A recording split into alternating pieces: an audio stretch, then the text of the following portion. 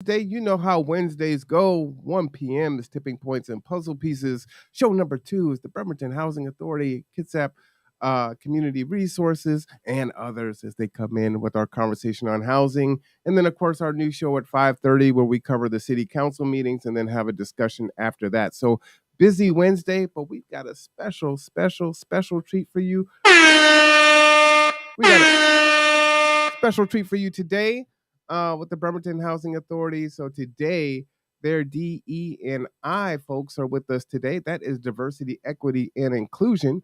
And they're going to share a presentation with us and share what they do and how they do it. And it would be great if you had questions, comments, and thoughts. I'll definitely have some questions for them. But let's go ahead and bring on our folks. First to the bat is Matt. How you doing there, Matt? Hey, Marwan. Good to be here. Thanks for having me. Absolutely. Always good to see you. And then, of course, the illustrious executive director of the Bremerton Housing Authority, Jill Stanton. Jill, how you doing today? I'm great. Good to be here. Excited to have our team on today. I love it. I love it. I'm so glad that you were able to come up with that idea, and they were so quickly to be available. So that is fantastic. And then our two guests today are going to be Carisha Stanley and Keith Coster. And for them, it's their first time on.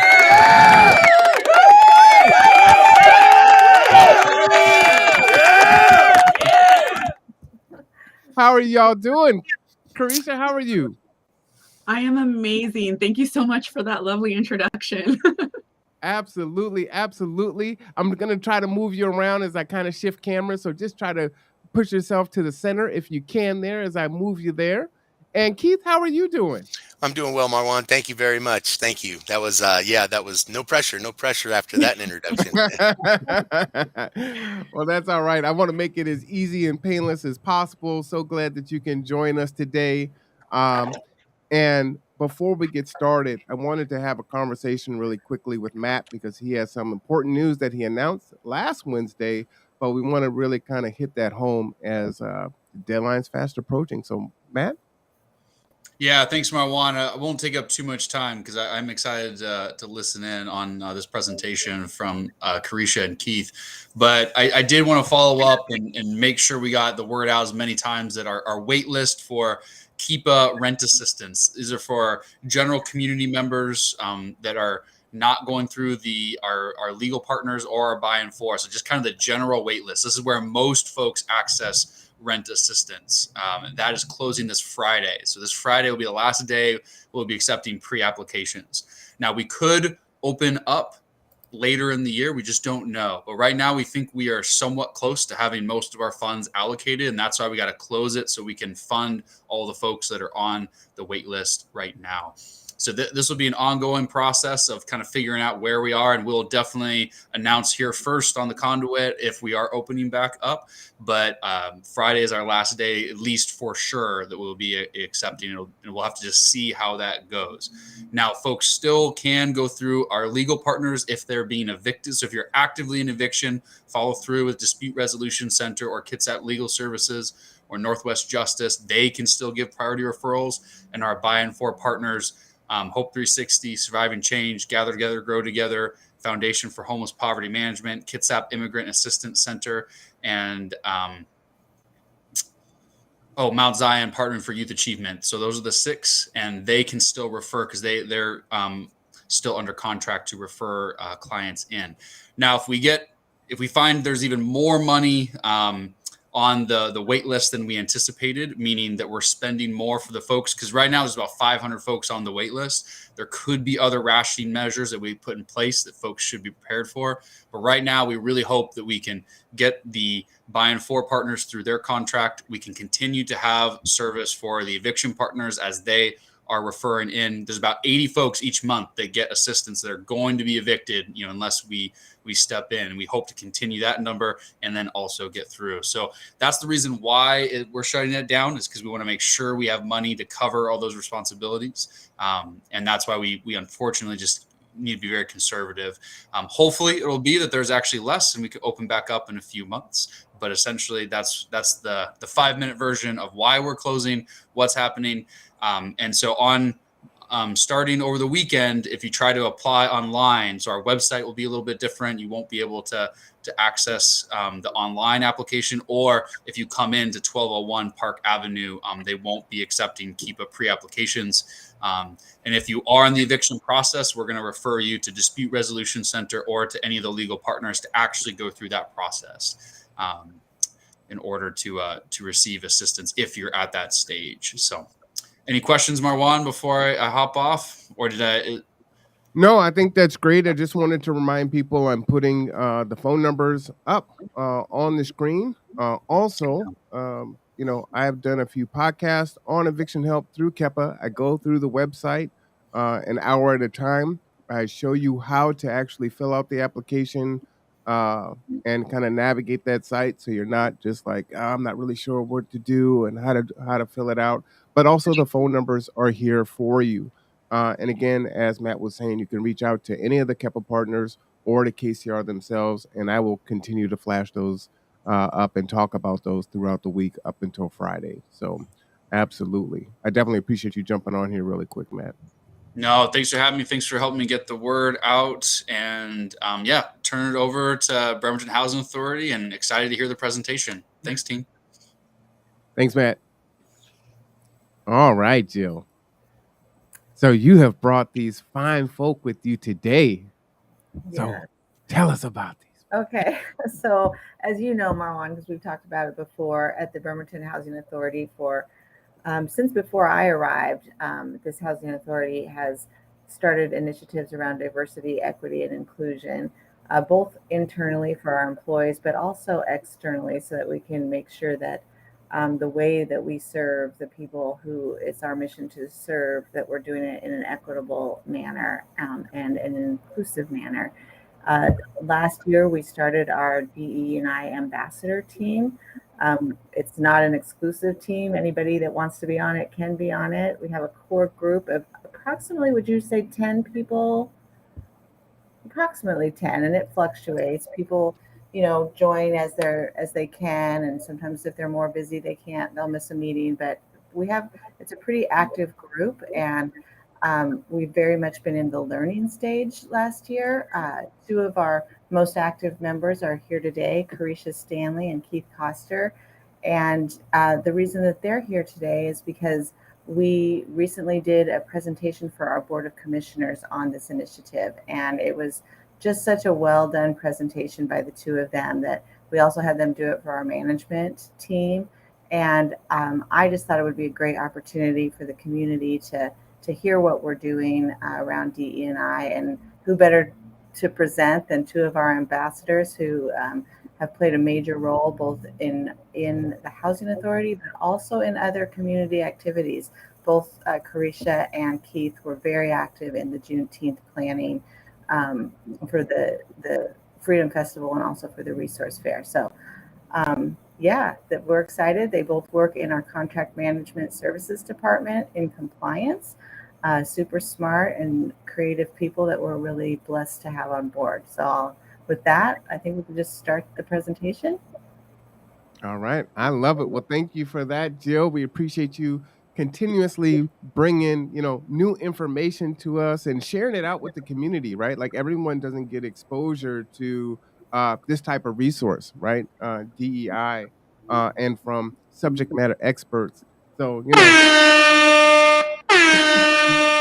a horn as usual. I know that you have to go and you'll be watching your team in the background. But yeah, we definitely appreciate you for sure. And guys, don't forget about Rent Cafe. I just kind of put that up there. Rent Cafe is awesome. Absolutely. Okay. So I'm gonna scoot out and then let the team take over. And they're here for an hour, so make sure you answer them or ask them any questions that you have for them. They'll have good information and good resources for you. Absolutely. Thank you so much, Jill. All right. Thanks, guys. All right, Carisha and Keith. So you've got this great presentation up. If you want to go ahead and pull that up, Carisha, that'd be fantastic. And I mean, you have you're the executive director saying these wonderful things about you. What? All right, I just wanted to raise the bar a little bit for Keith. I went ahead and shared my screen there, Marwan. I'll be kicking it off there. So. All right, you are there. Yes, and thank you for your time today, Marwan. Very much. The platform is so important, and it reaches the people that need to hear it. And I think it's great. Did a little research before we hopped on here. Jill, thank you very much for your support, not just today, but every day, and what you've brought to the agency. It's been a welcome change, and it's been wonderful. So.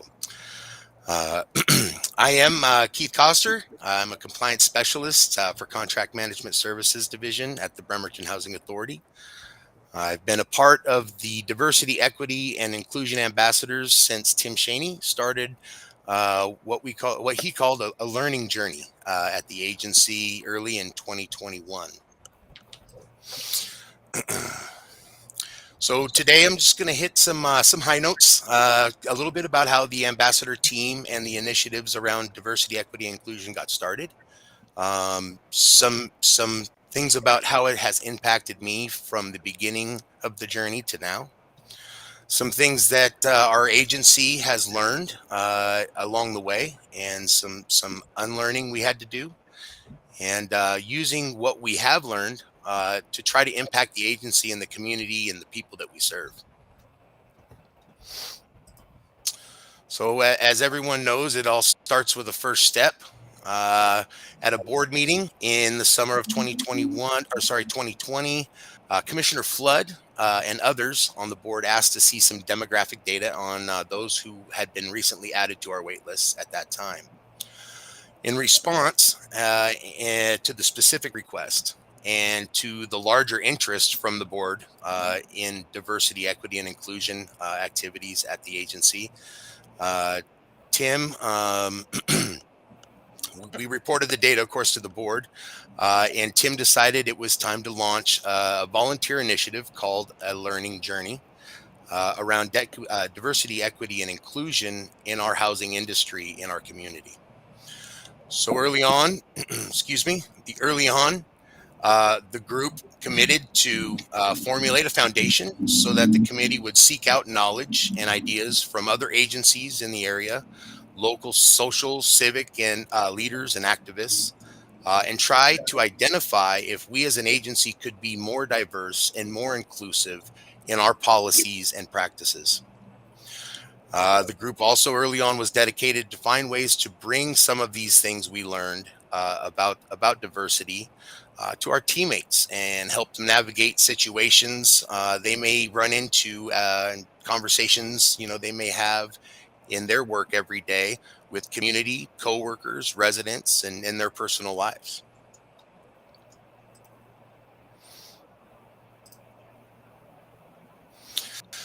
So for me, it was early on when Tim had sent out an email for volunteers to be a part of the learning journey. I was actually fairly reluctant to join at that time. The social climate was very volatile at the time across the country, with the murder of George Floyd being very much at the forefront. And was being covered in the news. We had a division in the country over political sides, like few have seen in our history. I was aware that things were being perceived a little bit differently and interpreted a little bit differently than they had been, a year ago. And I was a little nervous about saying or doing things that would offend someone, would put myself at risk of losing my job. So I was very apprehensive in going out on limbs and engaging in things at work other than my normal duties at that time.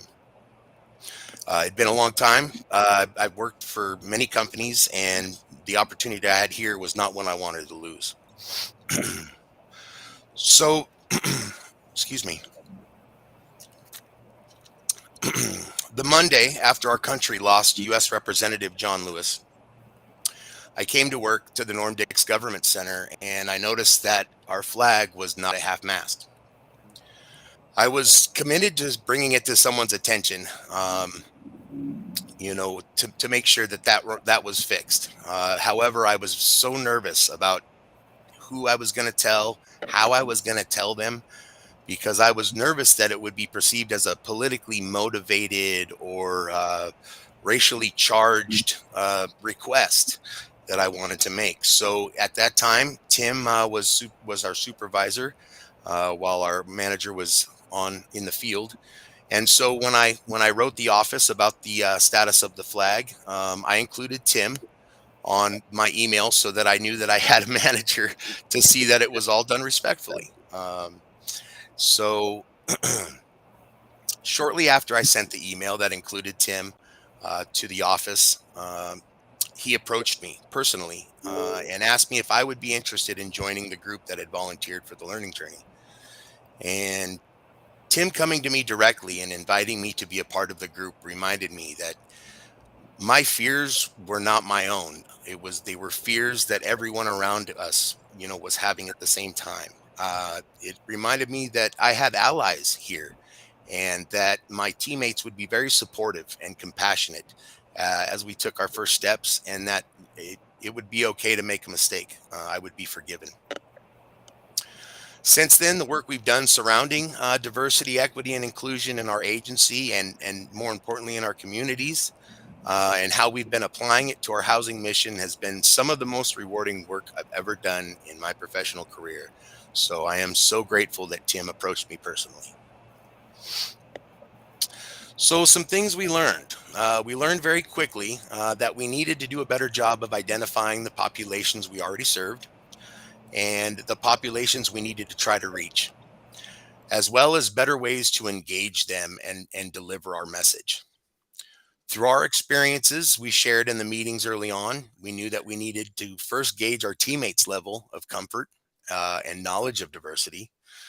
We realized we ourselves would have to educate about what diversity inclusion looked like and how it would be applied in our industry, in our offices. We'd have to find respectful ways of communications and methods that we could share with staff. So as we took these steps forward, everyone had a level of respect and everyone was included properly to help. Difficult conversations are going to happen, but I believe that with communication skills and the methods we knew we had to set out and find, it could be done safely. The group also concluded we needed to identify the specific barriers and systemic inequities in the housing process that existed unique to our community and find ways to eliminate them and solutions to them. We also learned that early on that the agency was full of staff that was very compassionate and professionals whose own diversity would make the agency stronger once we learned how to embrace and celebrate it. So a few things we've tried to implement since the learning journey got started. The human resource team, along with a few of staff members, have started a review of the agency's affirmative housing marketing plans for our properties, our job descriptions, our hiring practices to make sure that they are equitable and inclusive to all those who seek a career in housing.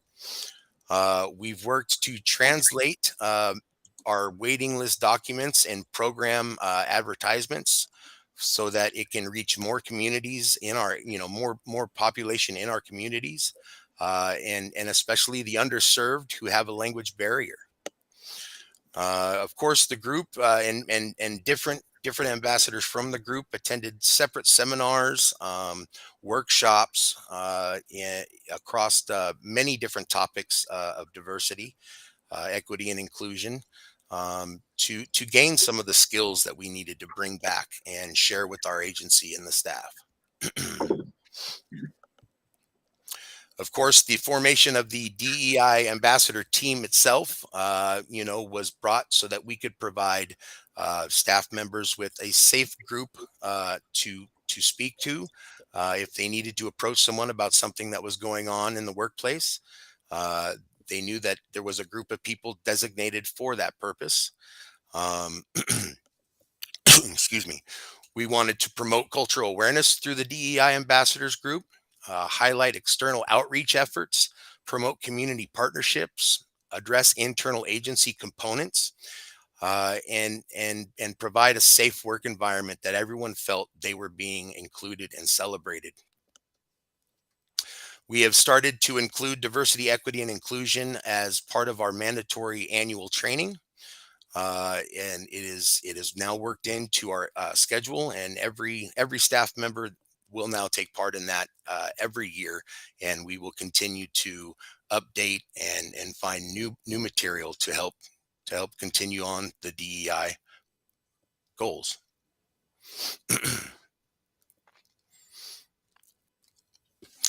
Leadership has been finding new ways and initiating, current ways more actively to communicate through their departments through a DEI lens. They've included department-specific projects to help bring light to diversity, equity, and inclusion topics in their department meetings at a more local level. We've also been discussing increasing the tuition around the tuition reimbursement program here at the agency to help people who may have had barriers in the past gaining education they needed to continue their careers, to be an aid to that, an ally to those that are looking for more education.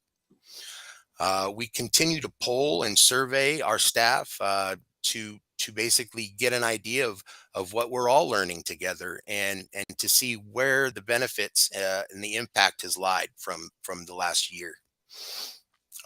We have begun incorporating more culturally inclusive events at our employee engagement parties.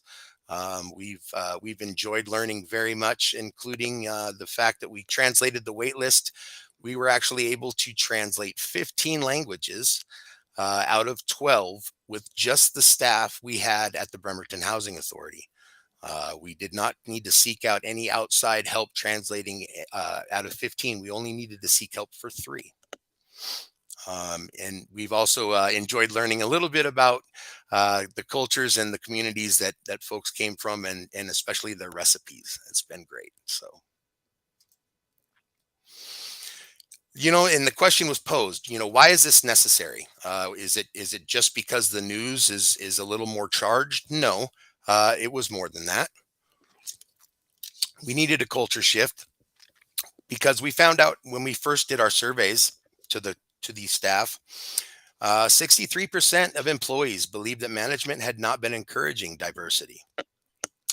It also showed that 84% of staff members were fearful of even approaching diversity, equity, inclusion topics, and expressed fear about it, becoming an agency initiative, simply because they were concerned that they may be held accountable for being offensive unintentionally.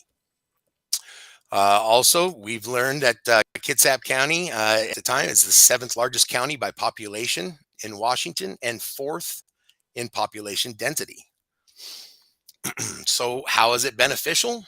Well, after monthly newsletters that we've begun, Wednesday Wisdom, around cultural awareness, celebrating different backgrounds and diversity, highlighting local community events, and just education on how to better communicate about topics that are a little bit more difficult to have in the workplace. We have now began having members of staff who are not ambassadors, who cannot make the meetings, but have contributed to our monthly newsletter, Wednesday Wisdom, and shared articles about their history and their past, including their service. We did we found also that surveys in general, participation in agency-wide activities, not necessarily strictly around diversity, equity, inclusion, had increased from 33% to 52% rate of participation. We have since added volunteers to the ambassadors group. As Jill mentioned, everyone is welcome. There is no limit to the amount of ambassadors we'd like to have. And people, by all means, can, if they find themselves with a heavy workload, step away temporarily until they can come back, and that is welcome too. We have also found new ways to reach our community, and through social and community events, and the support of the agency financially and with time. This is something that we found a new way to reach underserved populations in our community, and we're hoping that that's going to turn into housing more people from those populations. So, why is it important? Waitlist comparisons show an increase in Black African American families applying for housing at this time, and a decline in white families applying for housing at this time. We also learned 25% roughly of Kitsap County's population identify their ethnicity as multiracial, Asian, Indigenous, Black, African American, or other. We also know that Bremerton's population has more residents that identify as Asian or Black African American than any other city in the county. Our communities are going to continue to have new populations to serve. We know that because we recently had to attend a seminar done by Homeland Security to teach us the correct way to certify and verify eligible non-citizen status for Afghan refugees. We understand that this will probably come up again when we have to start, when we're happy to welcome Ukrainian refugees. So these populations are going to continue to change, and it's important that we keep our finger on the pulse of that. And with that, I'd like to say thank you very much. And I will go ahead and pass it to the Carisha, my ambassador partner, who did most of the work on this project, to be honest. Okay. Well, thank you so much, Keith, for that introduction here. I'm going to prepare to take over. So I'm going to transition my screens and get my slideshow going so we can pick up right where you left off. So you were presenting there, questions were coming up in the chat. That is correct. So you'll see those on the side. Probably not seeing those while you're presenting because you're trying to focus. So yes. And actually, some of those I will cover, but I definitely love the opportunity to circle back and talk about some of those questions. There were some really great ones out there. Absolutely. So just once again, thank you to Keith for the introduction and the summary about our DEI team at the Bremerton Housing Authority. Once again, everyone, my name is Carisha Stanley, and I am a compliance specialist with the Bremerton Housing Authority. I've been with the agency for about 6 years. And just now sitting here, once again, reflecting on what Keith has said about everything we've done, I am reminded of the quote where it is stating, "The days are long, but the years are quick."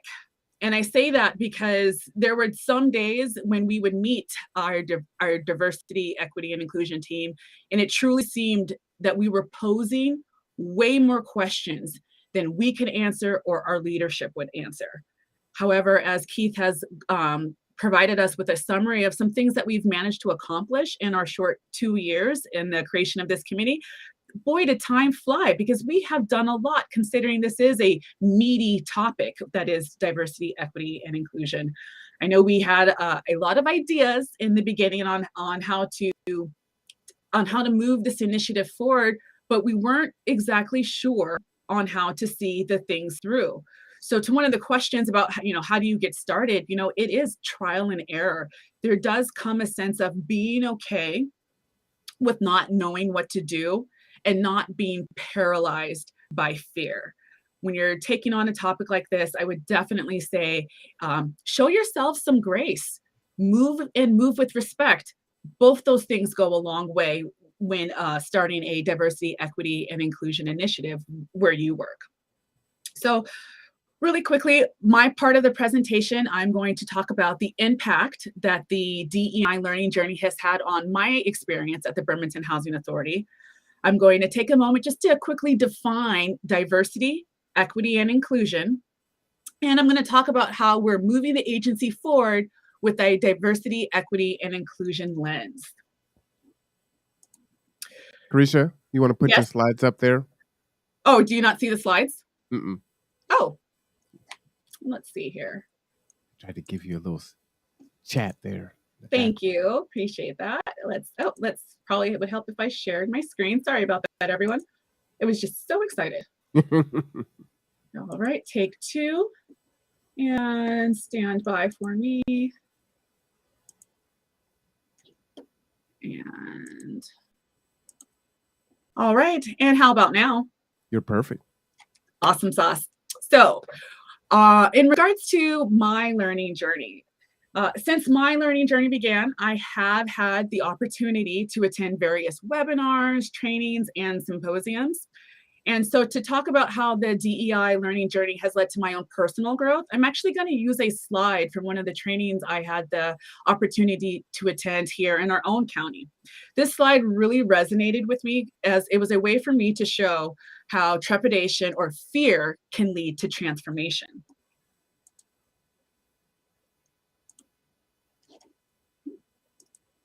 Let's see here. Oh, my slide's not moving. Oh, there we are. Sorry about that. So on this first slide, you can see that I'm talking about that comfort zone. In my comfort zone, the status quo for me meant that I was used to getting comments, which I now know as microaggressions, as "you speak so well," or "you're so dang smart. I thought you went to a fancy college." And while these comments, perhaps well-meaning, all implied that someone like me and looked like me could not articulate their thoughts and words with precision and clarity. It meant, and it made me feel that someone who looked like me couldn't be intelligent without going to a fancy university. So while these comments perhaps hurtful to me, I never said anything, or I just accepted them because they were never overtly racist. And then, as Keith mentioned, a pivotal point, I think, for a lot of people was the George Floyd killing happened. And while it wasn't the first time that I've heard about, a civilian losing their life or a Black person losing their life at the hands of law enforcement, it was the first time that I was able to watch it on social media, just the full 9 minutes.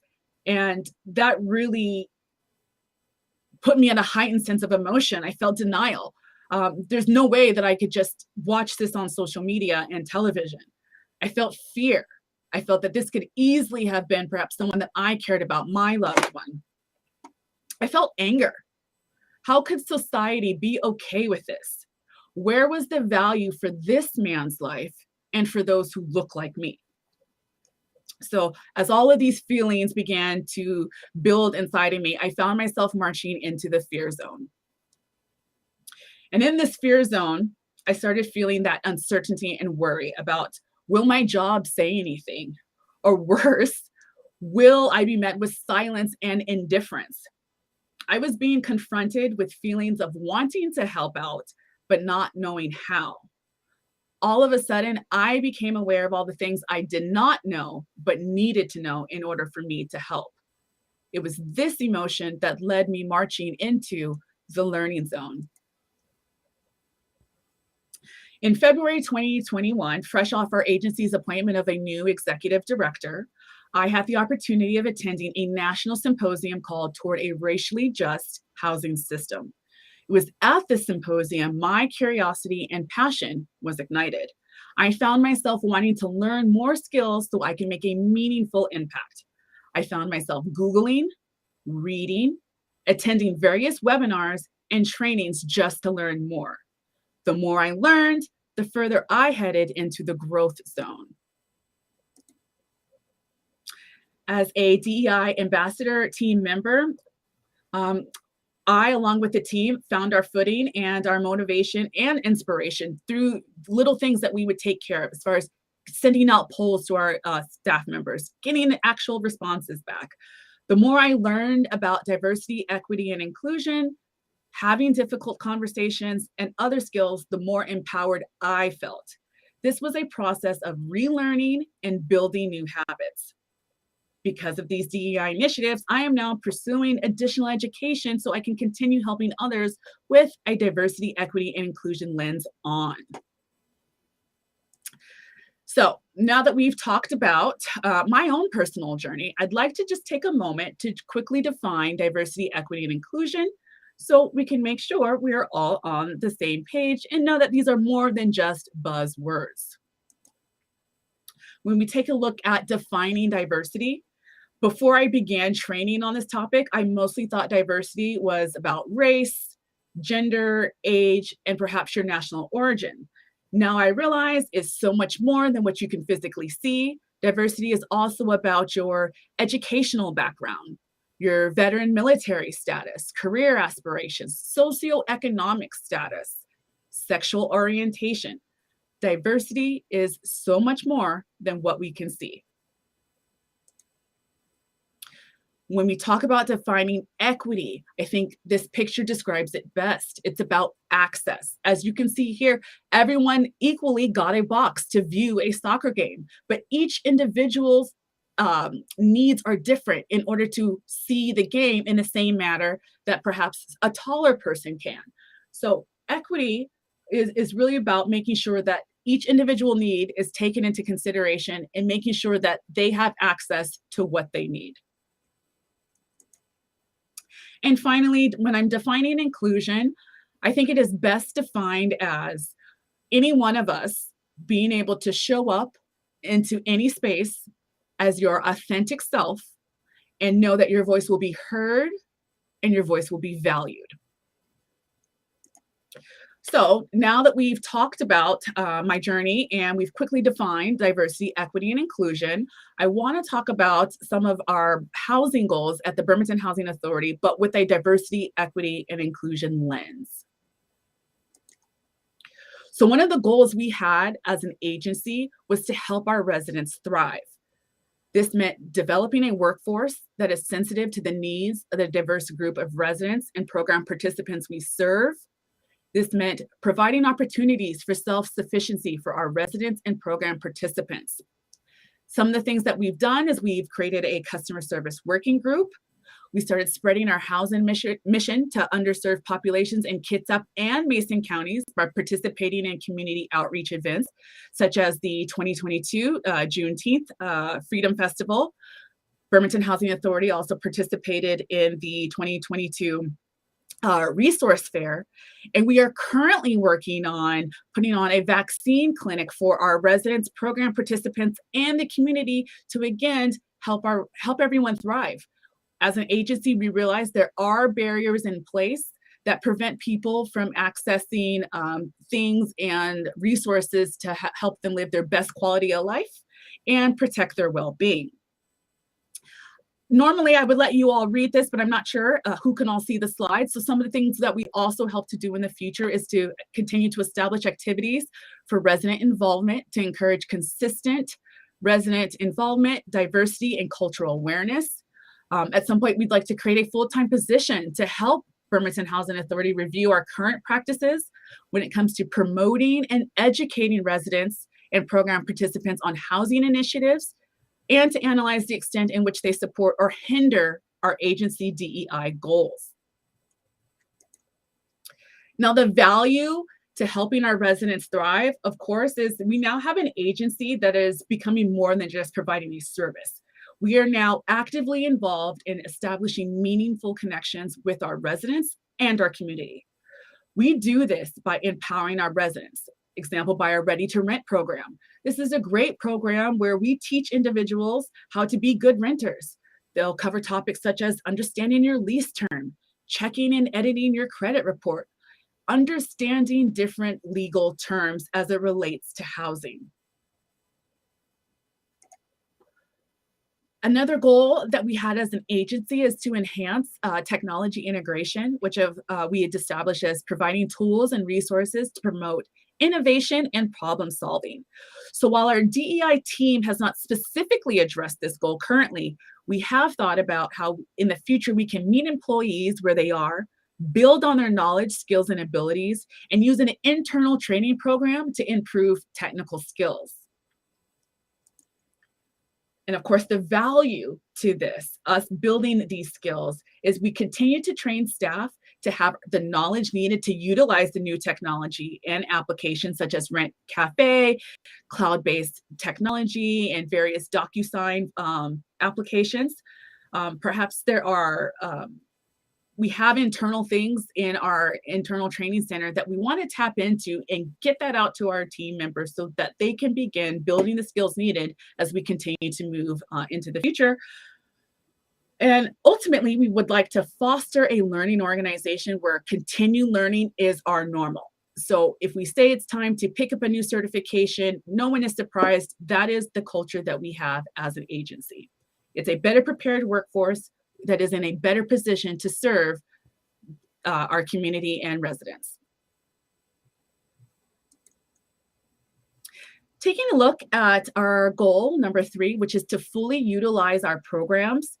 And these programs are about fully utilizing our vouchers or establishing and maintaining community partnerships to expand our program network. What we're currently doing is we're building relationships with local groups to facilitate future collaborations. That is how we are able to make our vaccine clinic come together, which again is taking place in August for National Immunization Awareness Month. It was through collaborating, meeting these different partners at webinars, symposiums, fostering these relationships that we now have different resources and offerings for our residents, program participants, and the community at whole. Some of the things we'd like to do in the future is, again, have a full-time position that can help us establish more relationships with the community organizations, assist us with referrals and disseminating information out to the public. Help us continue with polling. As you can see here, we partnered with Washington State University to conduct a median rent survey. This was crucial as in when we issued out vouchers initially, the cost for the fair market rents was way too low for our area. So we had to partner with Washington State University so they could send out surveys to our community to find out more about what people were actually paying for rent. So we had concrete data to take back to HUD to get those rents raised. Good news is we were successful in that endeavor. And talking about the value to fully utilizing our programs, we're now in a position to gather data about our population and our program participants, which now gives us a tool to evaluate whether or not our efforts of reaching the underserved is even successful. This also provides value in building community partnerships so we have resources. There will be, unfortunately, times where we cannot assist everyone in our community. However, having a robust list of organizations and programs offered in our community allows us the ability to refer. So that person is still getting assistance. And of course, our agency has a goal of ensuring long-term sustainability.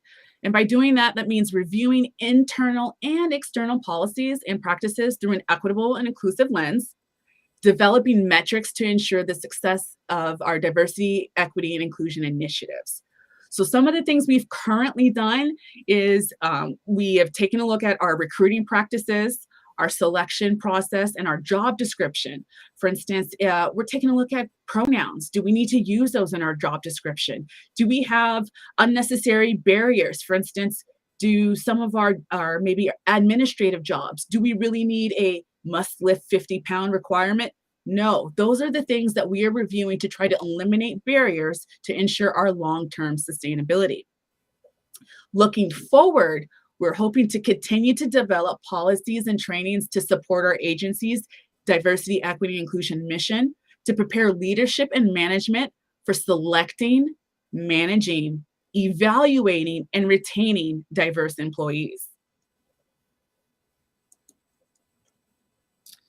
And of course, when we're talking about the value of ensuring our agency's long-term stability, we'll continue to create and implement efficient ways to process our vouchers and other program information. We can reduce the chances of backlogs that can cause delays in assistance and or information. The great value of collecting data and establishing metrics is it helps our agency really take a look at the impact we're having on our residents and our program participants. And then having agency leaders who can successfully support our diverse staff helps our agency retain more talent. The more talent we keep, the more knowledgeable staff we have available to assist those who are in need. And finally, our final goal here is to strengthen our culture as one Bremerton Housing Authority. This means we want to promote engagement, which leads to increased motivation and connection to our agency. And we want to continue to develop our diversity, equity, and inclusion program at the Bremerton Housing Authority.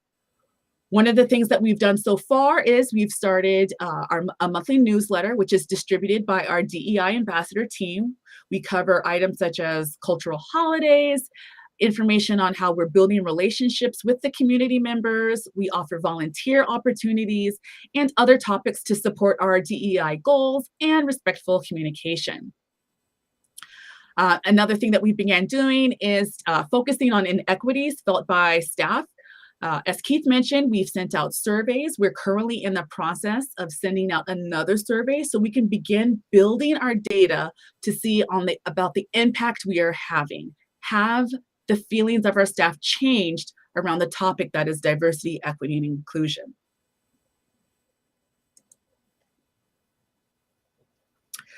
So as we take a look at goal number 5 and talking about the value to our residents, really what it's about is fostering an environment where we have tools to create a constant cycle of learning and growing. A cycle where should we find ourselves in the comfort zone or in the fear zone, we can move to the learning zone and then put us back into the growth zone and then continue the cycle, back into the comfort zone. If we can have perhaps a full-time position dedicated to our agency with these types of initiatives, again, we can have a more compliance-focused, taking a look at our programs with a diversity, equity, inclusion lens, helping our leaders own diversity, equity, and inclusion, having those difficult conversations, but being comfortable being uncomfortable, to therefore drive an inclusive culture as an agency. Because the ultimate value is if we have an inclusive agency culture, we can then help us reach our diverse clients, which is diversity, equity, inclusion as a whole at BHA. And so closing here, just please know that as our DEI ambassador team is committed to operating with humility, in that we accept that we cannot and do not know everything. We are committed to operating with integrity. We will practice what we teach and admit when we've made a mistake. We will continue to display courage as we confront ideas, viewpoints, or beliefs that are different from our own, even when doing so is painful. We will continue to show empathy in order to gain an alternate perspective and understanding. And most importantly, we will display perseverance by not giving up on our goal to make our agency and community a more diverse and inclusive place. And it is on that note that I would just like to say, this is the conclusion of my presentation. All right.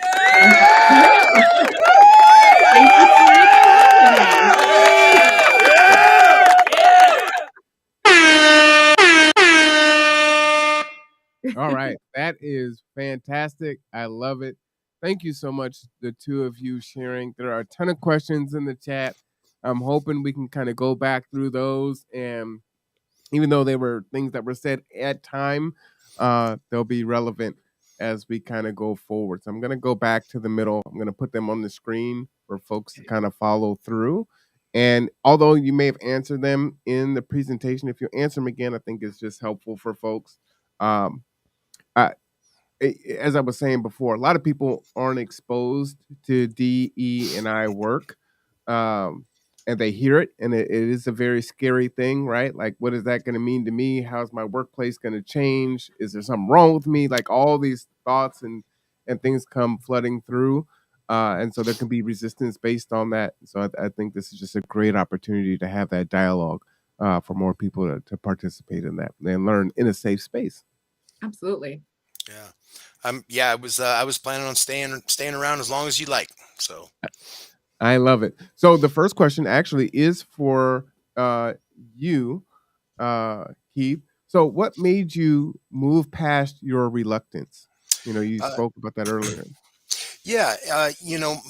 My reluctance, that time, I hate to even think about that time in 2021. George Floyd's murder was terrible. Unfortunately, we had a lot of instances in a year span come to light and on video And to add into that some of the, social unrest due to political views, it, you know, I knew, I knew that John Lewis wouldn't let it go if he had come to work and seen a flag not at half mast in the respect that a position like that would deserve. And again, when I came to when I sent the email that included Tim, and Tim came to me personally rather than an all staff email, and he came to me personally. And he asked me, if I would be a part of it. I shared with him, I am a person that can get very passionate and very animated when it comes to these topics. I have firm beliefs, and I'm afraid that some of that may come off in a way that is maybe not conducive to the way Bremerton Housing Authority wants their professionals, to interact in meetings. And he assured me that this would be a safe space. This would be a group of staff members and teammates that would respect each other, and everyone would be safe as long as they conducted themselves and treated people with respect. And so at that point, I realized that he really wanted as many people involved in this as he could get. For him to come personally to a person, uh, any individual, and continued the recruitment past the email, past the blanket email, it showed his dedication to the entire journey, and that definitely helped. Oh, I like that. I like that. So you did they say why the flag wasn't flying at half mast? Um, I did not get an answer to why. To be honest, my main concern was getting it there. Mhm. And we actually have offices there as a renter. We do not own or operate the Norm Dix Government Center. So I sent the email to my office at Bremerton Housing Authority, and I think they passed it on. I was if they got a response, I was not shared with me. Gotcha, gotcha. So, this is during the murder of George Floyd. We're also having COVID, right? There's a lot of uncertainty. And you spoke about, hey, look, man, I don't want to lose my job. What is this going to mean? What advice can you give others who want to get involved but are afraid of losing their livelihood, right? Like we've got inflation, housing prices are, through the roof. That this is, I want to help, but man, I can't put my family at risk. That's it's a difficult thing to answer. Obviously, the first thing I would say is if you have issues and topics you want to bring up as a member of a group in your organization, have that conversation with yourself first, and make sure that the message you're really trying to send is coming through. And you know the other thing is to thine own self be true, as Mr. John Lewis said, if you see something that isn't right, you should do something about it. And I think that some of the stats and figures, which you may touch on in a few minutes, show us that up until 2021, when this became a forefront, the inequality, the racist, the systemic abuse and violence, I think that it hasn't been a priority for much of this country until then. So I would say that what's going in your favor if you want to be a part of a diversity and inclusion group at your agencies and your organizations, it is shifting. It's shifting in the right direction, and more companies are looking to have that input. Now, the trick to that is every company is going to be different. Will they support that? Or are they doing it so that they can put it on their flyer? That is something you'd have to decide once you get into the group and if you want to continue. Facts, facts. So you talked about, you look at the climate. Uh, did your presumptions about the gaps match your investigation? So you have this pre thoughts on where there's gaps in DE and I, and then you start doing the research and setting your goals. Did that jive, or was there a lot of divergence there? No, no, I would say we definitely found some items that we had been a little more remiss in. Let's go back to the waiting list project where, we were asked for the demographic data. We had the information. However, we did not have the quick access, a quick way and have it, accessed, and had been referring to it quite as often as we should have been. We figured that out when it was requested of us. So that got changed right away. And then, of course, what the data revealed was that, perhaps we could be reaching out to more communities in our population here in the county, because we found out that there were many more nationalities and cultures that lived here than we realized. So that again prompted that wait list change. So we also found, and Carisha has just been such a champion. She's been working with our human resources department and Paula Kennedy on the job descriptions and the barriers to advancement within the agency, and trying to identify ways to get quality applicants into our agency. And we found that there were certainly some positions that required certain educational requirements or experience requirements that were not A, equitable, or B, necessary for the job description that was being, relayed. So we did find gaps. Would I say they were egregious? No, but they were definitely ones we wanted to identify. Carisha, do you want to add to that? No, I think he really, Keith really nailed it as far as what we were looking to fill the gaps in as well. And I also think that it's an ever evolving process. And if I do want to add something, it's to the livelihood part. How do you protect your livelihood? It is a scary topic. And I almost wonder if just first having that initial conversation with your whether it be your manager or the management of your agency, just having that respectful conversation. And then maybe it's forming a committee where it's something like just getting to know other people in your agency, because everyone is going to have a different perspective, and it's through something light as maybe a newsletter, a getting to know you, an employee spotlight. It's a way to kind of dip your toe into diversity by finding out more about the people that you work with, besides, employee A does billing, something like that. It's really interesting. During the height of COVID, when things were really uncertain, I actually took a contracting position with the United States Navy out at Bangor. And this was during, obviously, Trump's presidency.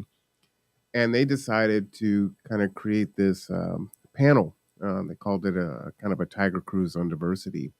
And I'm the only Black male employee out of 50 that were there. So, of course, beeline straight to me to be on this panel. And I thought about it, and I decided to join. And the attacks that came were pernicious. We talk about these microaggressions and things that were happening. I still had my organization. We ended up having to do virtual because they closed the building, during COVID. And there was a reason I couldn't be in my home office, so I went downtown. There was no one in my downtown office, but my logo was in the background. And people were complaining that I was conducting Navy business at my own personal business. And so it was just like little things like that those attacks come. And so you really do have to really be thoughtful on if you're going to, get involved and what that's going to mean to you and your family. And during COVID, there was a lot of uncertainty there. And, there was a lot of folks in the Navy that were very resistant to any kind of diversity. And Trump he actually took it out of being able to talk about those things in the military. So it was a kind of a scary time. So I just wanted to kind of share that experience. And it was, I was just going to say, it was a scary time, because again, it's about, do I say the right things? For me personally, as a Black woman, I didn't want to, appear angry, and I do find that I do tread a little carefully in the sense that I want to make sure that my message is heard and not just whatever emotion I'm displaying at the time. It can get easily wrapped up into one thing as just being a stereotype, when really you're just trying to bring awareness to something. But it's hard because you are having to change not only someone's mind, but their heart. Mhm. And as I'm learning, it's one thing to get them to comply, but you're trying to get someone to care. Well, and it's why I smile so much, because I'm a 6'1", 300-pound black man, so I'm very imposing. So if I'm not smiling, then something's wrong, and folks appear to be in danger. So it's just one of those things that we have to navigate through, right? People are making all these assumptions and about us all the time. Would you define, both of you, what does diversity mean to you? Diversity to me means embracing and encouraging every difference and every piece of information that you can possibly bring to any situation. It means asking those who choose not to voluntarily speak. It means seeking people out for their opinion and what matters to them. It means bringing it to folks and encouraging them to be a part of it. Carisha? Absolutely. Recognizing differences besides what we can visually see, but also the other differences, such as, everyone's different socioeconomic status, their education background. It's also recognizing that within each group, there are also going to be different differences. Again, just because I'm a Black woman, that doesn't mean that every Black woman is going to agree with what I feel. So it's appreciating that every individual has something different or a different perspective to bring to the table. Right. Black people are a monolith, right? We all think the same. It's one that we tend to get a lot. And I'm Yeah. very divergent in my thoughts from a lot of other people. So I cause a lot of trouble. It's that good trouble, though, right, Keith? I believe That's John it. C. Lewis has a quote, right? That's right. I had to throw that one out there. You better believe it. How do you identify equity? To me, equity and Carisha's work on her presentation and the slide she had of the three people trying to see a game, and all of them had something to overcome. To me, it means, I'll give you a great, for instance. I'm a 49ers fan. 49ers play in Santa Clara, California, which is hot even in December. So they did a gift giveaway for their fans. They gave them scarves one week. Okay. So they don't need a scarf. What that means is identify what someone needs. It's not a cookie cutter response to every problem. You need to identify the actual needs of a person, and that will be diverse in itself, and try to get them what they need, the tools they need, eliminate the barriers they have, and someone else will have other barriers. So again, the tool for one person is not the same tool for another, and everyone has a right to obtain the tools they need. Absolutely nailed it, Keith. I do agree with that definition of equity. It's about appreciating that each individual has a different need for access to something, and then looking to meet that individual where they are, whether it be, giving them a box to pop up, or maybe perhaps it's bringing down a wall so someone else can see. It's looking at the situation, the individuals involved, and then tailoring your response to ensure equity for all. Now, you kind of talked about these in your part of the presentation, Carisha, but if you want to just touch on those just really quickly, how do you measure your outcomes? So that's a great question. And that's something that I'm working with leadership on right now, actively. Right now, we don't have a measurement, but we are working on that, Marwan, because I have been pushing it. We have to have something to measure our starting point so we can see the journey that we're going on. So I am working closely, so is Keith and our DEI team, to try to establish some meaningful metrics so we can see if our outcome is worthwhile. Are we being successful in what we're doing? There's a school of thought right now that says, moving away from more Eurocentric outcome measurements is the way to go. And some of those things that would be more equitable or more relevant might be like a hope survey. Does BHA use a hope survey, or are you trying to develop something like that to kind of take the temperature of how people feel? Do they feel like they're being included? Absolutely. That was the first initial survey that our DEI team actually sent out. And that's what Keith was touching on, where the initial feedback is we had an agency where people were fearful. It was just about, what does this mean for me? Am I now going to be in trouble? So really what we're looking to build now is another poll where we resend that out. So now that we've had training on microaggressions and diversity, equity, and inclusion, and we have our monthly newsletters and we talk about cultural awareness. We've provided tools on having difficult conversations, being an ally. Has the temperature, has the feelings in our agency changed? That, Marwan, is what we're in the works of developing right now, so we can make that determination. Oh, that's fantastic. So I look forward to hearing, the 84% that reported that number dropping down precipitously as you go forward. And to be quite honest, what scared me more than that, and this survey, mind you, was completely anonymous. Every staff member knew. The only person that could see any kind of written answers or open-ended questions would be our director, Jill, and everyone else, including the ambassadors in the rest of the group. It was all anonymous. We had no idea who answered and how they answered. But what I was more concerned about was the 63% that felt like their managers weren't bringing diversity with them to work every day. That was what I was most concerned with. That's a number I'd like to see change quite a bit. What does that mean, bringing diversity to work? It means embracing everyone's differences and inviting everyone, to the conversation and allowing everyone to be a part of it. And I think that hopefully in the last year, some of our employees feel like, because we all know a little bit better what diversity is, what inclusion is, than we did a year ago. Hopefully they feel like that's changed.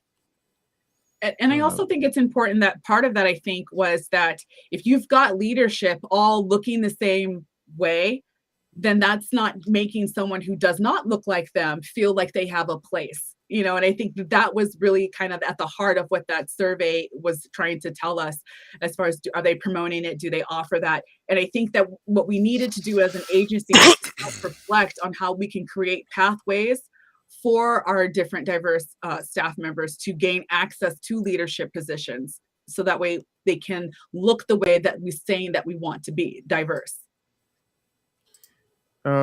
You spoke about a black incline and a white decline in regards to applying for housing. What's behind that? Without having other figures, about particular, like for instance, home purchases as opposed to, rents, it's hard to pin down, but I can tell you what it told me initially. And that is that, Caucasian people in Kitsap County are not having as big an issue finding a home as Black African American people. That's what that told me. And it also told me that, again, like we talked about earlier, this has not been a focus of not just our county, but our state, our country, until there was a reckoning. And I'm just going to say there was a reckoning when we saw it on tape, when we saw the egregious violence, the hatred on tape. I think that's when everyone realized this has been going on far too long, and it's time that we start doing something about it.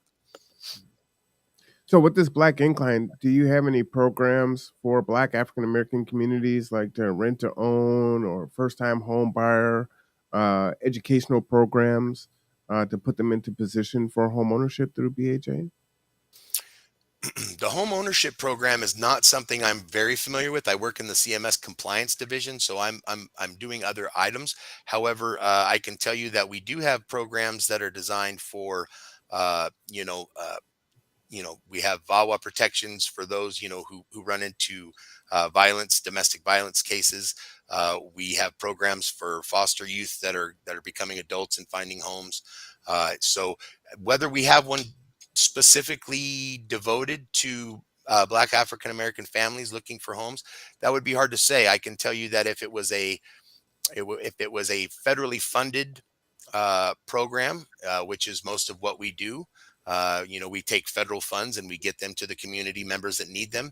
I don't think they would frame it that way, to be real frank. I agree 100% on that one. So I And wanted to, oh, go ahead. Oh, no, I was also going to touch on our agency is also becoming more involved in taking a look at redlining. I think it was with the symposium that we've been doing all the trainings is that we're becoming more aware on how redlining impacts housing. And then to Keith's point, as far as access, to buying a home right now, prices are already tight, and it's about access. And I think that we're still so new with this that we're now getting data, we're reading census information, and now we're determining what to do with it. How can we help? And we're putting ourselves in a new world where perhaps we were not even involved. We weren't at this table 2 years ago. Right. Yeah, I completely agree. The other thing I would like to mention, and while it's very preliminary and it really is a fact-finding mission at this point, I can tell you that the Department of Housing and Urban Development has started to analyze and research how appraisals are being done across the country, and why it is that a home, 2 houses down that's owned by one family is worth so much more than a home owned by another family on the same block. So that is something at a federal level that is finally getting looked at, and maybe they talk to the fact of retraining appraisers, making sure that the appraisers that are doing the work, the group itself is more diverse, and holding appraisers accountable. So yeah, absolutely. I like to see it at a federal level, and yes, we have actually started, to jump into that at a local level. And if I can, Rowan, just to let your listeners know what Keith is talking about, as far as what data was telling the urban housing department, was basically that if a Black family wanted to list a home, 3-bedroom, 2-bath, it would be priced at like 30% or more, or valued less than another home that was owned by a white family that's like the same, makeup and everything. And so that's what they were looking to minimize the impact, because we all know that buying a home is a wealth building opportunity. If it's valued at less, then all of a sudden you have a group of people who are no longer going to have that same wealth building opportunity. So it's so much all tied into housing and buying a home here. And there have been, newscasts on PBS and other channels where they've kind of gone undercover and had appraisers come in when it's a Black family, and then restage and put white Yes. families in and reappraise it, and it increases. So you can Google that and search for it, and you can see it. But Absolutely. it's hard to watch. Yeah, I did want to that's ask. systemic. That is systemic, and it's been going on for years, and it's by design. Mm-hmm. Sorry. Is there redlining in Kitsap? You brought up redlining, Carisha. When honestly, yeah, there was a point, whether it's actively going on, TBD. But yeah, when back in 1940s, when our housing authority was getting established, we did have a Black population, and they were forced to, whereas now our 911 center, that's where they were all supposed to be housed. They were, these 1-story flats that were in that area. That's now the Pendergrass Park area. And, they weren't allowed to get the federal loans for the homes. We had people coming back from the war. They didn't have access to those VA home loans. So yeah, I would definitely say there was a point where redlining existed. And because it existed, people fall into those habits. Well, we've just been in this area, and this is where we've stayed. And so that perpetuates the redlining. Even if we say we're not actively doing it, it still exists. Absolutely.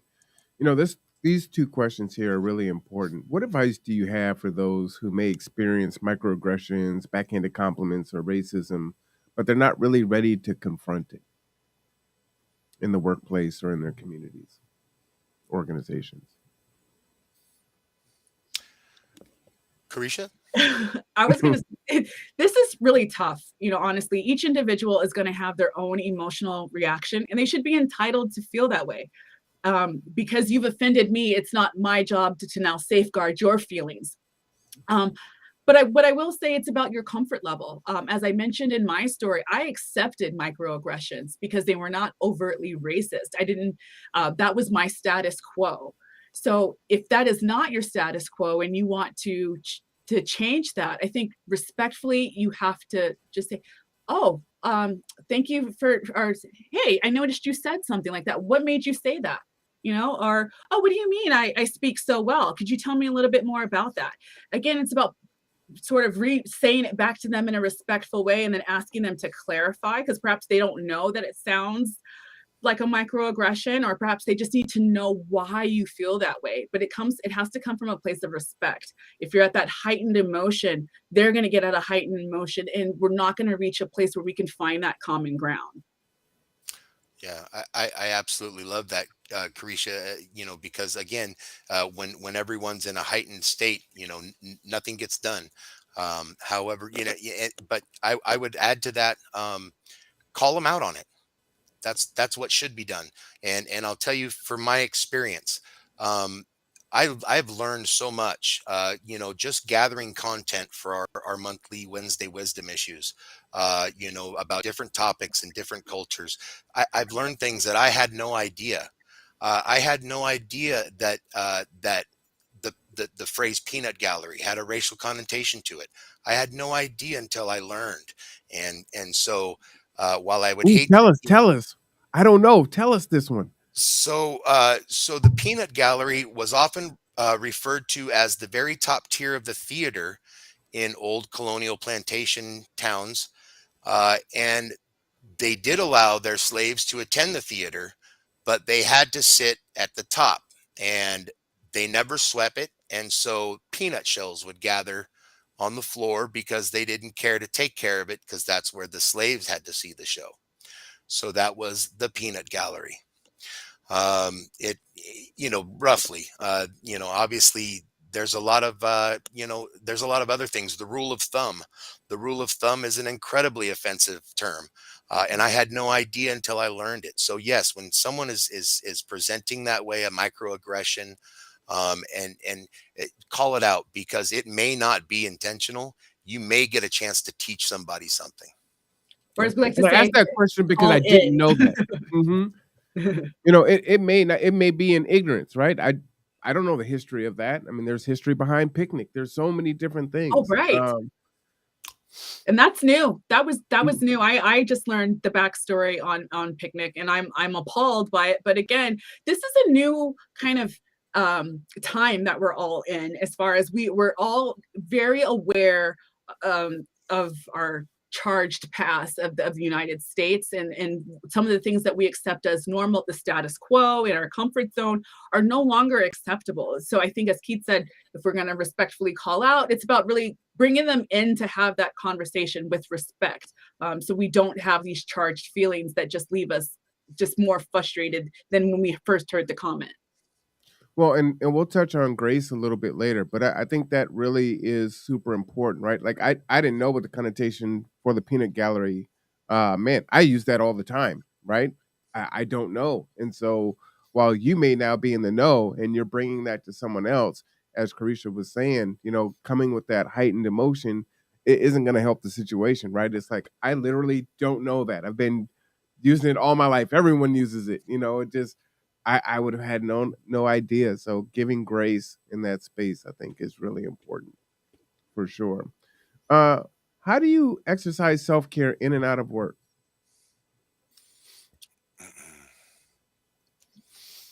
I guess I define self-care. I mean, I love to read. I'm in school. I love to be active. I play soccer, lift weights. Like to hike. It's just, it's all that good stuff. Still trying to return to something now. We're moving into post-COVID life. So finding what that new normal looks like. But I think it is important. I'm really big into taking care of my mental health, realizing when it's time to take a break and unplug. I am really quick to disconnect my social media, because I find that really burns out the mind. Comparison is the killer of all joy. So sometimes I just have to unplug. Yeah. At work, the term self-care includes self. I would say that my colleagues, Carisha included, help keep me going at work. But when it comes to self-care, I like to make my to-do lists. I like to plot my day out and make a plan, and turn on a little music at an appropriate level, and go to it. It this has been different for me, but self-care outside of work. See, I came to this industry as a maintenance person first, and that's how I got on with the Bremerton Housing Authority. So for a long time, I worked in hardware stores, paint stores, and did maintenance at properties. So what I enjoy doing on my off time is actually going and helping with projects for family and friends. I get the tool bag out, and I grab the drill and the saw, and I go have a little fun, and there again, I'm learning. I'm still learning, just like I am at work every day, and I'm teaching when I can. So that's therapeutic for me. Good, And good. he's so nice about that, Marwan. I must have asked him 20 bajillion questions about paint and paint finishes, and he answered each and every one of them. He's truly a gem, Keith. You are. Thanks. Nice, I love it. And self care can be something really small. It can be a piece of chocolate when you're at work, and getting some of those endorphins. Mindfulness is really important. Standing when you're Oh sitting yes. at your desk for long periods of time. Doing some deep breathing exercises, allowing yourself to de-stress for a little bit. Oftentimes we eat our lunch at our desk, and there's a Yes. reason. You need to pull away. Go take a quick walk. That's Those right. things are really important for self-care techniques. I just wanted to add some of those smaller things in there. That's true. Especially if you're going to be having those difficult conversations, you need that bandwidth to be relaxed. Yeah. Absolutely. So, who are your go-to people at BHA, and where might a person find an ally in their own workplace or organization? Yeah, for me, I would say definitely Keith Coster is Mhm. a go-to for me. I've got another resource for me is I don't know if the community knows her, Ebony Davis, yeah, or Cyril's, I believe. Actually, she's also great. We've got some great leadership. Jill has been a great supporter of this initiative, and just creating learning opportunities to grow me as an individual, which I love, because I'm sure a lot of us have worked at a place where it's not about me growing, it's about the bottom line. So it's nice to feel supported as an individual, and someone who wants to see me grow and succeed, even outside of just work. Yeah. It is. It's so important, and to show that interest. And I agree wholeheartedly with Carisha's comments about Jill. It's again, I've no ill will about the previous director, but since Jill has joined our agency, it has been a positive culture shift. And maybe not a shift necessarily. It's just a momentum just keeps going. So the other person I would say is our human resources department has a new director as Yes. well. And I would just like to say Paula Kennedy in the human resources director position. She has made that human resources office a champion of the employee again. And so Yes. she is absolutely an ally. Carisha Stanley is someone that I can count on and go to when I'm having difficulties at work, or managing, stress.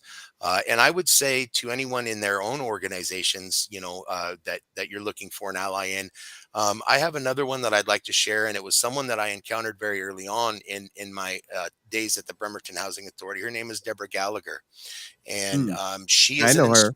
yes, she is an inspector.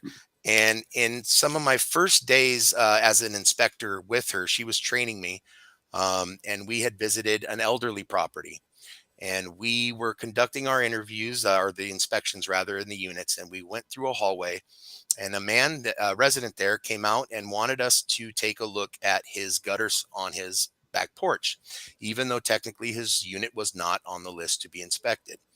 At that time, the managing agent at the property, um, forcefully told him to get back to his unit and not to bother us while we were working. Mm. Um, Deborah, to her credit, very professionally stopped the inspection, and very, very, again, professionally and respectfully told her, I am not going to continue this inspection if you're going to continue to talk to residents this way and treat them this way. I will leave now, and I will fail the inspection. And so that to me that told me what the agency is about. It's about integrity. It's about doing what's right when it's hard. It's about doing what's right when your boss isn't looking. So I would say if you're looking for an ally in your own organization, look for the people in your organization that are boots on the ground, that are working directly with the customers that you serve. You're gonna find folks that are more sympathetic to their needs, and you're probably gonna find them more sympathetic to yours as well. So, let me sound like Trump here for a second. My white friend. So I have very very close with a white family, and we have a lot of conversations around race and equity and inclusion, all those good things. You know, um, this work is hard. And Yes. so, how do you foster DE&I without alienating the predominant group? So, in our conversations, right, cisgender white male, constantly feels under attack. So, how do you build DE&I without alienating those in the majority group, whatever that group may be? Yeah, it's tough. It really is. And I think it goes back to you're not going to be able to please everybody all of the time. And as long as I think as long as your message is done with respect and you take into account before it's sent, that message is sent, everybody's feelings, then you're doing the best you can. You really are. Again, you're allowing for grace. Give yourself some grace as well. But uh, I think at that point, all you can really do is handle that as it comes. We certainly have had pushback at the agency, not a lot, but there were certainly folks that even after DE and I ambassadors group got going, there was some folks that were, you know, um, uh, you know, not as open to it, not as open to it. Let's just say, and to be honest, we've found I think that most folks that may have felt that way, I don't hear that anymore. That was very early on, and I don't hear that anymore. But unfortunately, I think that as long as your message is true and again it's delivered with respect, you can't please everybody all the time. I Carisha? was I was also going to say building that trust, and then taking the time to have those conversations with different staff or different employees. And I think that kind of ties into our agency goal number 4, as far as ensuring long-term sustainability, where if you want to have diverse employees, you have to have management who is comfortable having those different conversations. My fatigue is going to be completely different than someone else's fatigue. Also saying that, while we want to make this change, how does that make you feel? Well, why does it make you feel that way? Just being able to have a dialogue, so that way they know that while we have to go through with this change, they're still valued. And I think that's what's getting lost, is that we're trying to make other underserved groups and people have a voice and feel like they have a platform, but then another group is feeling like, oh, I'm losing something. And I think it's important that we let them, like, no, it's not that you're losing something. We're just trying to catch up. You've been running this race for a long time, and I've been sitting at the starting line, and the gun just went off, and now I'm trying to catch you because you've been lapping me. I don't want you to lose anything. I'm not trying to take anything away and give it to someone else, but I do want them to be in the same type of comfort that you felt before this conversation happened. So dialogue. And I think that's one of the big challenges of DE&I work, especially in the beginning, and where it can get a bad rap, where it comes off as like it's a zero-sum game, right? Mm, Everyone else has to gain, while now you need to sit back and you need to lose. And I've been in different spaces, the largest employers, the Navy, Olympic College, teaching there, and I've seen that pushback and some folks that were ambassadors attacking, the predominant group, and it, mm, and it just goes to build more division, right? I mean, you yes. have to call out what exists, and you need to work through it, and it's going to be hard. These are tough conversations, and it's a tough exercise to go through. Um, but making it a zero sum game and not, it's almost like you're trying to be inclusive by being declusive, if that even makes sense, right? It's like No, Right. they actually need to go along for the ride too. Not, oh, you sit over here now while everyone catches up. No. We're all going to build in this together, so that we're a more cohesive team. Yes. And so I think there's some real opportunity there, and that often doesn't get discussed a lot. So It's a hard conversation, and I think it's just important that we continue to remind those that may feel like that, or just rather check in. How are you feeling? You still matter. Even though I'm trying to uplift this underserved population right now, you still matter. Join me. Let's talk about why there's value in that. Why do you feel if they have, you have to lose? Let's talk about that. Why does it have to be an absolute? right. And I can tell you that, through the course of this journey, Carisha's attended many, community workshops and seminars, and I've attended them. And I guess what I will say is, please know that not every diversity, equity, and inclusion group is a safe space. It's Mm. unfortunate, but it's true. Mhm. Yeah, very fair, very fair. Now you really kind of answered this question already. DE&I work is typically underfunded. If it's funded at all, money investment is really a paramount indicator if the organization really supports the work. You've already kind of talked about what BHA is doing and wants to do with full-time positions, but just recap that just really quickly.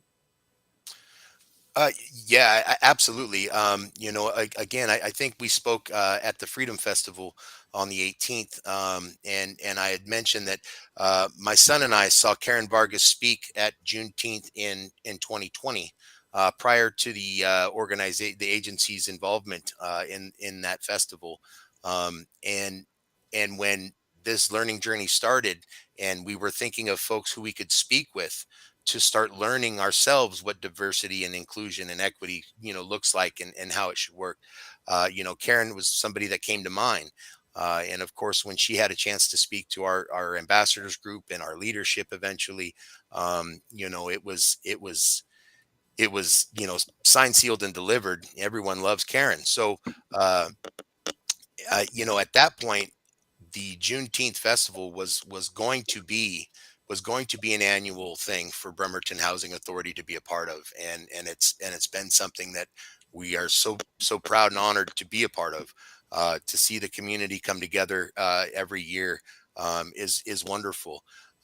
So they certainly have funded the programs and the community outreach.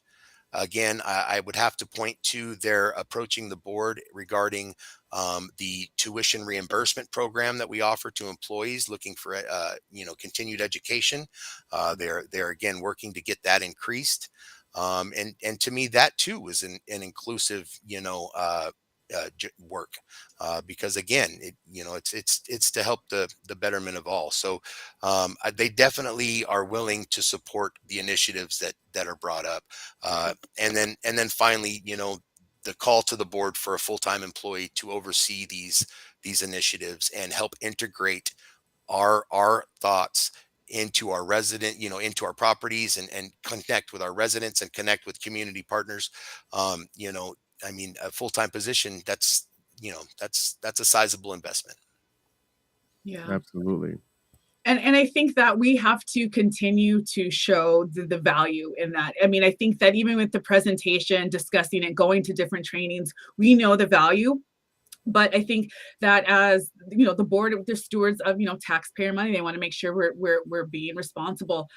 And so I think that as we continue to drive this initiative forward, we will get more buy-in as we show the value in it. I think because it's still very new. So some of the things that they've asked us just, work with our residents, those who we're supposed to serve, start doing things more for them. So we took that seriously, from the vaccine clinic. We're in the process of trying to do a school supply drive. So it's still taking their feedback, but still keeping our DEI hat on. So even if we cannot get the funding, that doesn't mean that we cannot find a workaround to still move the mission forward to show the value in it until we can. Absolutely. That's a great point, Carisha. And like you said, trying to approach the residents. Now the engagement committee has decided we're working on finding something for the youth at our properties, the youth, our resident youth at our properties to do. But in the past, that would be something the agency would identify a project they could afford, they could easily do, and they would implement it. This year, we're going to approach it by polling our residents and talking to our residents about what they'd like to see before we Mhm. start throwing money at something that no one can appreciate. Yeah, I love that. I love that. And everything doesn't require money. I've served on a lot of boards, and I've been a commissioner for the Bremerton Housing Authority. And in all the boards that I've served on, I've never seen a board where they were inclusive to the point of having a resident sit on the board and allow their children to sit in on those meetings because that person didn't have a sitter, right? I mean, that to me, that's as inclusive as it gets. And so Absolutely. that's the first time I saw that at BHA, and it was like, that's what I'm talking about. So I always tell that story because I think it's just a great expression of that DE&I work. Absolutely. And under Jill's leadership, we were presenting this to the board. We've presented, to the leadership. And it's just so again, nothing about our old leadership, but I just think Jill coming in has just been a breath of fresh air and just another take, another perspective to continue to move these positive initiatives forward. And I think that it's very motivating, honestly. And we hope to put that motivation into the community. And they now think of us as something other than just offering a service, but we're also a resource and we're a great agency that does more than just issue vouchers. We've got a few questions left. For those of you that are just joining us, today we are with Carisha Stanley and Keith Coster from Bremerton Housing Authority, and they are on the Diversity, Equity, and Inclusion Ambassador Program. And so they presented to us earlier, and we're kind of answering some questions post. So we just want to thank everyone for joining us. Our next question, can you share a few of your recruiting strategies? Many organizations will say, well, no one applied. We couldn't find any qualified people. We don't know where to look. I actually just heard this last week. So, what are some of your strategies that you can pass on to folks that, again, this could just be out of ignorance, and ignorance isn't a bad thing. Ignorance means that you don't know, that you don't actually know how to do that outreach or where to look or how to recruit. What kind of strategies can you share with others? Well, I can tell you that I am fairly far removed from that process in our agency in my role. Carisha has been one of the ambassadors working more closely with HR in some of these initiatives. But I can tell you that it is certainly encouraged by management when there is a position. I can tell you that it comes to the attention of the employees inside the agency. That positions will be posted. Obviously, they'll be posted at the same time to the public and everybody. But in other words, embracing some of that diversity we see around us in our agency already would be one tactic. But that again, that doesn't always happen, and I'm a little bit far removed to comment on that. And for me, while I am not directly in HR, one of the things that we have been talking about is just where are we posting those jobs. I know a lot of agencies and businesses, they use a standard website to kind of post their job openings. And through working with the community and meeting more community partners, I realized there's a whole plethora of areas where people will go to find a job. So we're posting not just on Applicant Stack and Craigslist, but we're also maybe sending out information to churches, to the Olympic College, just to get more awareness that there are open positions in our agency. And it does take time. We're establishing those relationships so we can get the job openings out there to the community. You shared an image earlier, which we see a lot in DE&I work with the different ladders looking over the fence, right? Mm-hmm. And so while you're looking for diverse employment, you were using an analogy of, hey, I'm just trying to catch up to you, right? Like the gun just went off at the starter pistol, and I'm just now starting to run. Right. And so I often wondered how it could truly be equitable if that's the case, that these folks that didn't have these experiences, right? why isn't there some type of a program to say, hey, okay, well, they're not necessarily going to have all of these, they're not going to fit this job description perfectly. And so, sorry, that was my she who shall not be named. Uh, but why not do some recruiting and training, right? It's like, no, we understand that you're just now hearing the starter pistol. So we're going to bring you in and we're going to train you to be able to effectively execute this position in the job duty. Yes, meeting people where they are. That has been huge. I probably sound like a broken record at our agency because that is something that I have definitely been pushing at the agency. So you're absolutely right. So one of the other things that we have that just got floated was having internships. So that way, if people necessarily don't have those skills, they can still come in and gain it. Perhaps we're reaching out to, again, the local colleges, the different tech schools, just different organizations to try to get people in and maybe trained for some of the things that so that way they can at least get their foot in the door. I guess something similar to what we see here at our local shipyard, where they have different levels of apprenticeships and internships. We would like to model something like that eventually to give more people the opportunity to gain those skills. And I just wanted to remind folks too, and I really appreciate that you put up that chart there, which diversity isn't just race, right? So when we're talking about equity, there's so many different categories that fit in there. So that's important to continue to touch on, because when people hear that, they typically run to race, right? They sure do. It's like, and they think it means giving someone something that they don't deserve. That's not what this is about. We're not going to just hire someone just for the sake of hiring someone because they're Hispanic. No, we want to make sure that if our Hispanic population is in a specific area, we're putting our job openings in the area where they're going to see it. Yeah, absolutely. So you have 5 goals. How would you grade each one of your goals so far?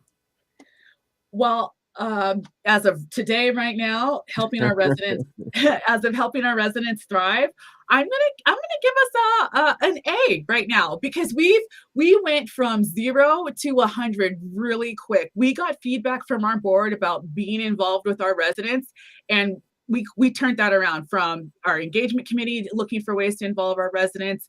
We're now in talks with our Ready to Rent program, now reaching out to the resident advisory board so that way they can take the class.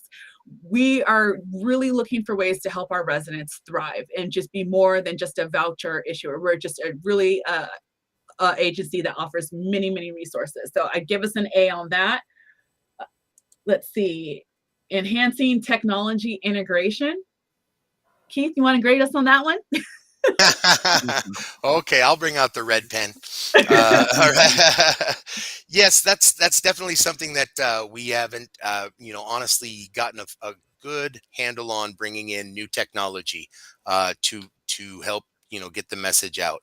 However, with Rent Cafe, of course, that's going to help, and Ready to Rent.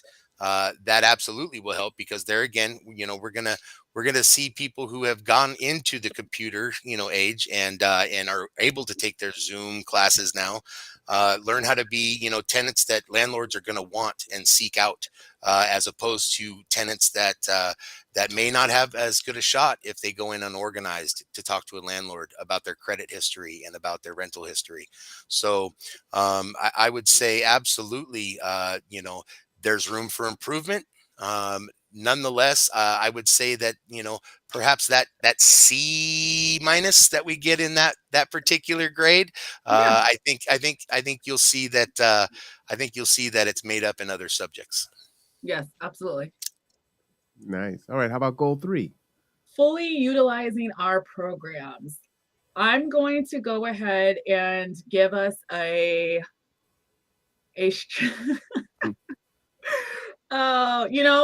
okay.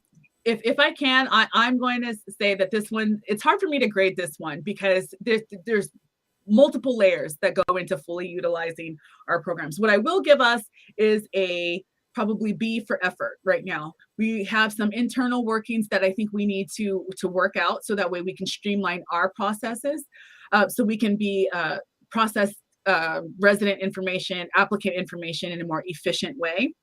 But I think that once we nail that down, we'll be full throttle on our marching towards an A.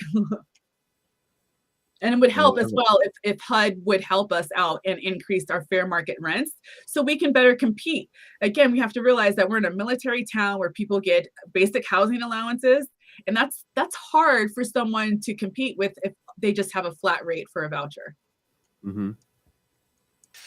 Absolutely. And if I may, right now, as far as utilizing all of our programs that are federally funded, we're in a real tough spot right now because Kitsap, as you know, is experiencing this incredible housing market increase because we're getting Amazon introduced to our community.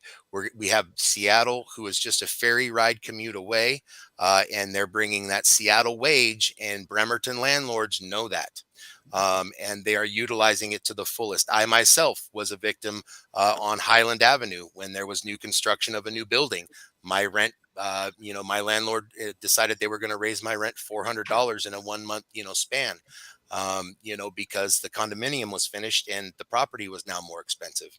I think that we're in a pinch because we don't have landlords right now in the area that are seeking out and willing to be a part of our programs. And our goal is to use this ready to rent program to again help prospective tenants and landlords see the value of being a part of a Section 8 voucher program where you're guaranteed 70% of the rent. It comes from Washington, D.C. You're not depending on your tenant for 70% of the rent. And what we're going to do is we're going to try to help teach that tenant how to be a good tenant, how to take care of properties, the importance, and how landlords have to work mortgages. And that's why the rent, we're just going to try to educate those applicants a little bit better. And we need landlords to be a part of it. We need landlords in this community to provide housing. There are not strict guidelines. There is an inspection every year. There is an entry inspection, but it's strictly for safety. We're not asking landlords to put granite countertops into places. We simply want safe, clean, decent housing for people. And if we could just get some more landlords to sign on, that would be great. And there's lots of incentives for landlords, right? With energy assistance and weatherization and things like that. So absolutely. And another thing it does is with that annual inspection, yes, you may have to go in and fix a couple of things, but it gets you in that unit at least one more time a year so you can check on your property. And what we'd really like to do is more see a relationship build between the tenant and the landlord, honestly. Yes. So I love it. And it's hard just with getting more landlords on board, just because there's a huge not in my backyard type of feeling as far as how people feel about Section 8 renters. There is a stereotype that unfortunately is circulating, and it's hard to get a landlord to say, okay, yes, I'll rent to Section 8 because they have this image in their mind. So as Keith said, if we train, and then if we can provide landlord training about our program, working with tenants in Section 8, hopefully we can scale down that not in my backyard thought that seems to really dominate the Section 8 housing area. Absolutely. All right, so you have 2 more goals there. So goal 4, what grade do you give it? Let's see. Ensure long-term sustainability. I'm going to go ahead and give us a solid A. We are always looking for ways to innovate, to bring in new business. Especially recently, we're looking for more community partnerships. We're educating our residents in a way that we haven't ever done before. We're starting new initiatives or rather I should say we're growing serious about initiatives that we weren't, serious about before. I think our agency director means what she says when she wants to ensure our long-term sustainability. It's important to our community. If Bremerton Housing Authority were to go away, we would have hundreds, if probably not thousands of people affected by that. And so we want to be safe for the long term. Well, I would say y'all coming on the conduit is definitely innovative. Just saying. Yeah, absolutely. Oh, you know what? And we're using technology. I'm going to bump that C- up a little too. Absolutely. Yeah. This was a great and access, I think it's also great just to again get our voices out there, heard different perspectives from, rather than just always hearing from per se Jill, you're actually hearing from, as Keith said, people who are boots on the ground and who are serious about seeing this initiative through for our agency. Well, and I was going to add too, Jill and Katie, shout out to Katie Sharp, your communications manager. They'll come out to the pancake breakfast that we have once a month. And so, executive directors aren't typically that accessible to the community. So it's just a testament to her leadership and, the direction that BHA is going in. So I think that's fantastic. Goal 5. Goal 5. Strengthen our culture as one BHA. What do you think, Keith? Well, just geographically having offices in 2 different buildings is makes it a little tough to create, that environment. And then add in the fact that we're all hybrid employees now, working partly at home, partly in the office. But I would say that in the last year, I have seen our culture strengthen at BHA. I've seen engagement from employees. I have seen involvement. I still love looking at the pictures that we had from Juneteenth 2021 when we were out there in our red shirts. I see us coming around. The map project we did. We had a great project where we brought a map to an employee lunch, and so everyone came and they brought as many pins. They grabbed as many pins as they felt, and they could either identify the place they were born, and or the place they felt the most attached to, and or the place where their family was originally from. And we have since taken that map and we've posted it in our building, so we can always refer to the diversity in our agency. And I think that was a project that was widely embraced. And I see a group of folks when I'm in our Zoom meetings, in our functions, that are a little bit more comfortable being around each other. And I hope that the upcoming surveys and the gauging that we do for our work brings that to light. I really do. It's a feeling I have right now, but I'm hoping that the numbers will prove that out. Yeah, I agree. I would also give us a solid A on this as well, just for the fact that we are having conversations with people that I normally wouldn't have. When we do have our employee engagement and we're out, I was getting stopped like, hey, I reckon Carisha, is that you? I recognize your voice, from the Zoom. So again, people are just really willing to engage one another and just say, just expressing thanks for what we're doing at the agency. And it's nice to feel that we're headed in the right direction, even if there are hiccups and speed bumps and pushback. Ultimately, I know we're doing the right thing. Absolutely. Go ahead there, Keith. Well, I wanted to say, and this is something that all departments are doing, but Carisha and I work in the same department within the Bremerton Housing Authority, and something that our manager and supervisor had adopted early on, when this became one of our goals at BHA, throughout the agency, was we now have a monthly meeting devoted to inclusive language. This is where we learned a little bit about the phrase peanut gallery and rule of thumb, and phrases that may be hurtful, of any kind. And so there again, I'm seeing a culture where, yes, Jill and Paula joined the group, and now managers are starting to incorporate, their ideas and trickle it down to the employees. So that is another, I think, proof positive that our culture is strengthening, and we are moving in the right direction. It's been super enlightening. I've learned a lot just from that meeting every month alone. Well, I've learned a lot today, so this has been fantastic.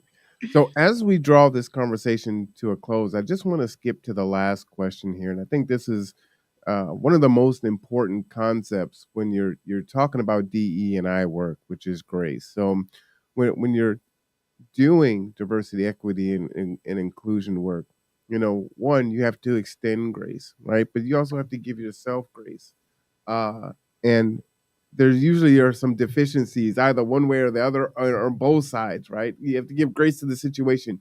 Can you just speak on grace, what it means to you, how you exercise grace, either to others, the situation, or to yourself, so that others may be able to utilize such a powerful tool? Grace for me means acknowledging an error, acknowledging a train of thought that perhaps isn't what you really embrace. If you were to take a look at it, realizing the error and not forgetting to love yourself while you work on it. It's okay to not know things. There were I myself had unconscious biases that I had no idea that I had, and I'm still learning them and untangling some of my unconscious biases, and I think we all have them, but to acknowledge them, to make a conscious decision, and love yourself even though you may have felt wrong, or you may have offended someone, or someone has offended you. You may not know what they've been through. You may not know how many microaggressions they've suffered throughout the day before you came up and said hello and got their full day put on you. So, I think grace has a lot to do with patience, and I think it has a lot to do with love, and accountability. I think that part of it is being accountable too.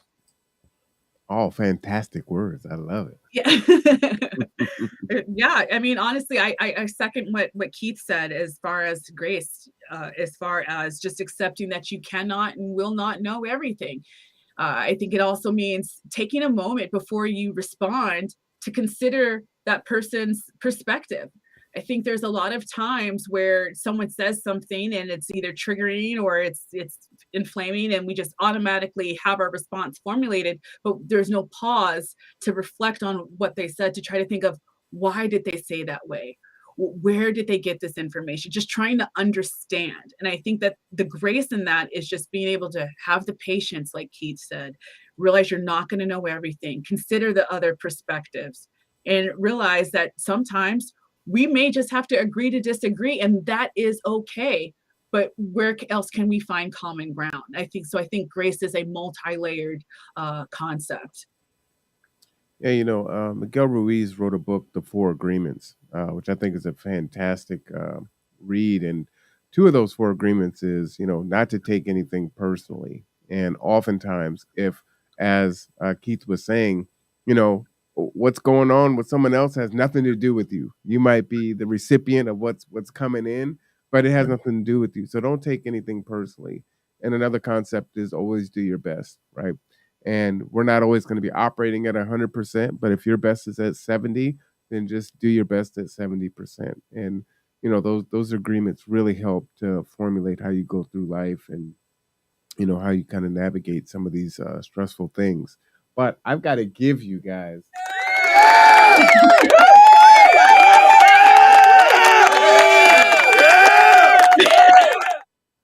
I really appreciate you coming and spending.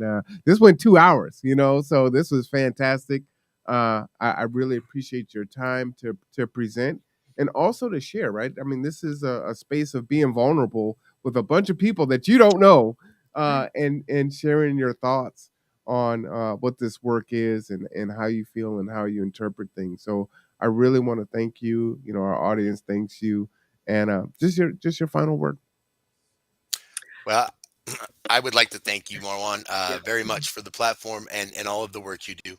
I know that you're very active in the community, and you worked really hard, certainly in the planning of Juneteenth and the work you did there. So, thank you very much. I just want to say that housing authorities as a whole, nationwide, can sometimes get a rough rap, but I firmly believe in the housing authority Bremerton has at its service, and I firmly believe in the direction it's going. And I know that everybody I go to work with every day brings compassion and a real love and desire to get people the housing and what they need. Yeah, absolutely. And I also share that same sentiment. Thank you so much for having us on and giving us an opportunity to have our voices heard and our message reach to all of your listeners. This was a great opportunity. And so thank you so much for this. On a closing note, I'm very hopeful on this topic for our agency. I agree with Keith, whether it be our agency or housing agencies, we can get a bad rap.